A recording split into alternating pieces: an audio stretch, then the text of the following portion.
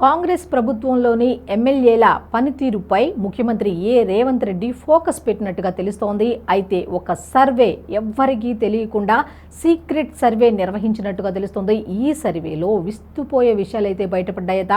దాదాపు 40 మందికి పైగా ఎమ్మెల్యేలపై వ్యతిరేకత అయితే వ్యక్తం అయ్యింది అన్నట్టుగా తెలుస్తోంది.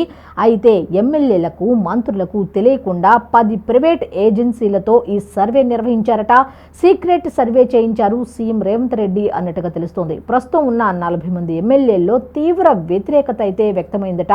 వ్యతిరేకత ఉన్న ఎమ్మెల్యేలకు ఏడాది టైం ఇచ్చారట సీఎం రేవంత్ రెడ్డి.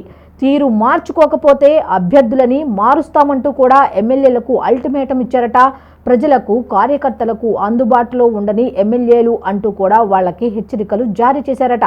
ప్రభుత్వంపై సంతృప్తితో ఉన్న ఎమ్మెల్యేలపై తీవ్ర వ్యతిరేకత అయితే ఉన్నట్టుగా తెలుస్తోంది. అయితే మళ్ళీ గెలుస్తామో లేదో అని వాటాలు, ఇసుక మాఫియా, దందాలు, లిక్కర్ మాఫియాతో చెలరేగిపోతున్న ఎమ్మెల్యేలు అన్నట్టుగా అనే వార్తలు అయితే ఈ సర్వేలో వెల్లడయ్యాయి. మొత్తానికి సీరియస్గా తీసుకున్నారు రేవంత్ రెడ్డి. అందుకే పిలిచి మరీ వార్నింగ్ ఇచ్చారు అన్నట్టుగా తెలుస్తోంది.